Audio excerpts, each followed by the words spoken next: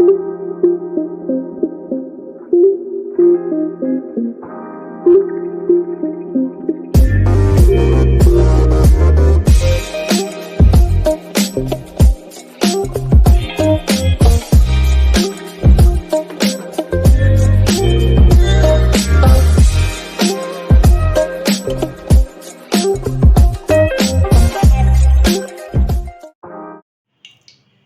বন্ধুরা, রকি কিচেনের তরফ থেকে সকলকে স্বাগত জানাচ্ছি। আবার একটা নতুন রেসিপি আপনাদের মাঝখানে শেয়ার করতে চলেছি। সেটা হচ্ছে মাশরুম দিয়ে লোটে মাছ রান্না। তাহলে চলুন দেখে নেওয়া যাক আজকের রেসিপি।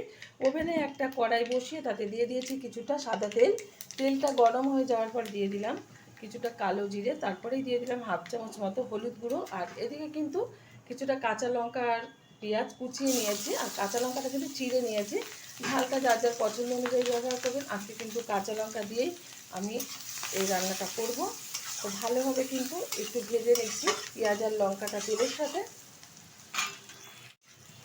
পেঁয়াজ আর লঙ্কাটা কিন্তু বেশ কিছুক্ষণ ধরে ভেজে নিয়েছি, ভাজাও কিন্তু হয়ে গেছে। এখন এর মধ্যে দিয়ে দেবো আদা, রসুন আর জিরে একসাথে বেটে রাখা। ভালোভাবে কষিয়ে নেব। যেহেতু লঙ্কার গুঁড়ো ব্যবহার করলাম না, আর এখানে কোনো কিন্তু কাশ্মীরি লঙ্কার গুঁড়ো ব্যবহার করব না।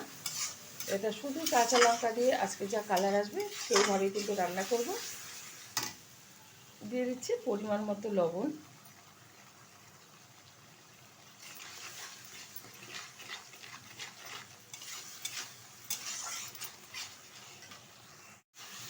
ভালোভাবে কিন্তু মশলাটা কষিয়ে নিয়েছি।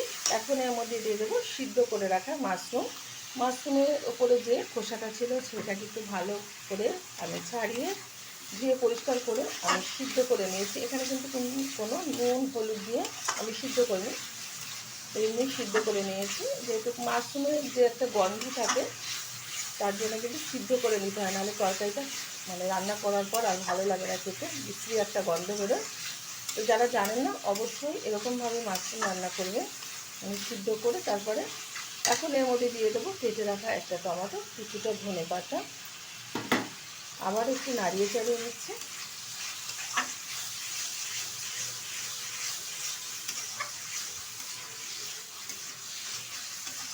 এখন দিয়ে দেবো কেটে রাখা লোটে মাছ, ভালো করে দিয়ে পরিষ্কার করে নিয়েছি।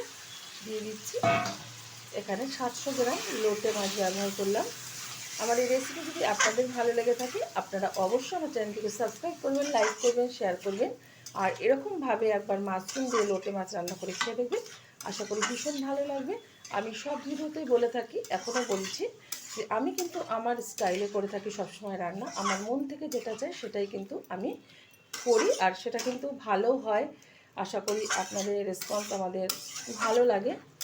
তো যাই হোক, এরকমভাবে অবশ্যই ট্রাই করবেন। ঢাকবো না, না ঢেকে কিন্তু আমি রান্না করব। ঢাকলে কিন্তু এটা পুরো ঘেটে যাবে, এমনিতেই ঘেটে যায়। তো না ঢেকে রান্না করে নিচ্ছি হাই আছে।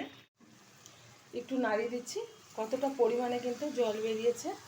নাড়িয়ে দিলেই কিন্তু ঘেটে যাবে, সেই কারণে কিন্তু একটু কম নাড়াবো।